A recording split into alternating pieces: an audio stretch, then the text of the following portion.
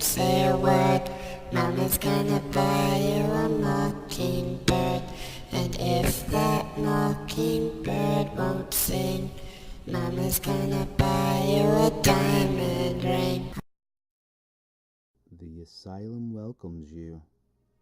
My name is Manic, and today's stories come to us from the subreddit Let's Not Meet. Our first story. I'm just warning you. He's coming. Submitted by Coffee for Everyone. Enjoy. This is a story from when I was 16 years old. I was a sophomore in high school and I had recently thrown my rebellious stage into full throttle, trying every drug available to me. The one drug I never tried is meth, but as life would ironically have it, I started dating this meth addict named Richard. The story isn't so much about him as it is about his dealer, TJ. My boyfriend was a tiny, short guy who fortunately never laid a hand on me. His dealer, on the other hand, was a massive guy. He stood 6'3" and must have weighed around 300 pounds. He had a machete he kept in his boot at all times, and I once saw him knock a guy out for simply glancing at his house. He's a schizophrenic meth addict and dealer. Also, he lived directly across the street from me. About 6 months into my relationship with Richard, I ended it and told my parents everything. They were concerned, of course, but I was still in a lot of trouble. A few weeks after we'd broken up, I get a Skype video call request from him. I simply accepted it, and he cut right to the chase, telling me that TJ's cousin had been recently arrested and somehow their meth-addled brains believed that I was the cause of this despite never having met his cousin. I told Richard to try to talk some sense into TJ, but all Richard said was, "I'm just trying to warn you, and he's coming," and ended the Skype call. Because I was a stupid teenager, I didn't report this to the police and didn't tell my parents until much later in life. I think my reasoning at the time was that I was using a lot of drugs myself and I was afraid that I would get in trouble as well. After the night of the Skype call, I saw TJ everywhere. He was watching my house. He would show up at the park near my school where I'd smoke, and I'd see him standing across the street from my bus stop. He never said anything or made any moves. He just stared at me. This continued on for months, ramping up my anxiety and making it impossible for me to sleep. I started falling asleep in class and finding riskier places to smoke near campus to stay away from him. It was total agony, knowing that something horrible was coming, but I was still too dumb to do anything about it. Luckily, TJ got busted after 3 months of watching me because some lady suspected he was making meth in his house. He's still in jail from what I know, and I never saw Richard again after that Skype call. I hope that I never have to see him again, and I would be smart enough now to contact the police if I do. Hey guys, I hope you enjoyed that. Our second story comes from the same subreddit, Let's Not Meet, but it was submitted by TourettesTexan, titled, He accused us of being demons and refused to leave. Enjoy. A little background. My mom owns a boutique which has been going strong for 5 years now. Tonight was her anniversary party, which was held at the store. Quite a few of her friends and employees were there, just having a good time. Being a 17-year-old male, I didn't want to spend all day at a boutique. I spent the day with some friends and left just as it began to get dark.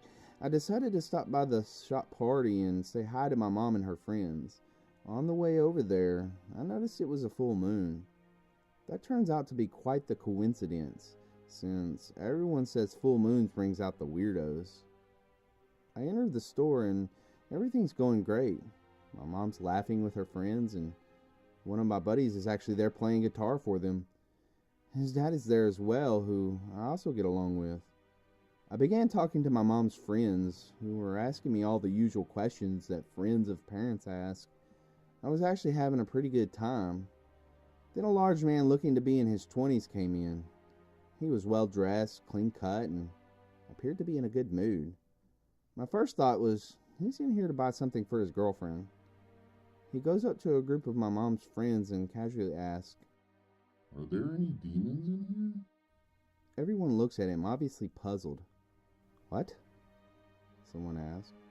A little louder, he says, I'm looking for demons. Are you demons? My mom and a couple of her friends approach him, but I couldn't fully hear what they were saying. In a smart-ass tone, the man yells, Should I call you demons? Or should I call you bitches? That's when my mom and her group snap back, demanding he leave. Are you kicking me out? Am I not welcome here? He keeps repeating those questions. My mama didn't back down. She just kept looking straight into this guy's eyes. Adrenaline kicked in. I started fearing for my mom's safety. I was carrying my pocket knife, and somehow my brain decided it was too short to do any real damage. At this point, I'm already moving towards them. On my way, I noticed a large liquor bottle, which I instinctively armed myself with. I'm coming up on his side, but one of my mom's friends, Amy, is between us. I reach my arm around her and try to move her out of the way. She doesn't budge and starts trying to calm me down. The man is still going at it with my mom, calling her bitch and threatening her. He kept saying things like, I'm gonna have to come back here and finish this. Even though Amy is still between us, I have a clear shot at the guy. The bottle was very round and didn't have a long enough neck to use as a handle, so I cocked it back as best I could, about to slam it on his head. And then someone yells, Oh my God, TourettesTexan's gonna hit him. I freeze. He turns and faces my direction, but strangely not directly at me. Who's TourettesTexan? I want to see TourettesTexan. He repeated those questions several times. Then my mom starts calling out for me to come over, though there was no fear in her voice. I prepared my arm for a second attempt at a strike, but several of my mom's friends got in between us. Somehow Barbara, one of my mom's friends, started calmly talking to the guy. They started talking about Jesus, and he yells, Jesus is a girl. Barbara responded with, All right, sorry. God bless you. He seemed annoyed and said, It's Jehovah. Jehovah bless me. Okay, sorry. Jehovah bless you. I am Jehovah. Adrenaline and panic-filled me tried to follow them, since I was still intent on smashing the bottle over his head. But Barbara turned around and told me to stay inside, so I did. I stood there and looked out the glass door as she talked him down. Eventually they hugged and he walked off into the night. My mom called the area security guard and he came to the shop almost instantly. We told him what happened and he went out there and did a quick search for him and we didn't find anything. And after that, everything went back to normal. Truth be told, I was pretty shaken up and still obviously am. I found a hammer under the counter and sat by the door the rest of the night. Whenever one of the women would leave, I'd escort them out to their car and make sure they left safe. I kept going over what happened in my mind, even though I know the situation ended perfectly. No one was hurt and there was no physical contact. I kept regretting not hitting the guy. I take martial arts, but I'm pretty lightweight. This guy was a lot bigger than me, so I know it was stupid to have tried to fight him.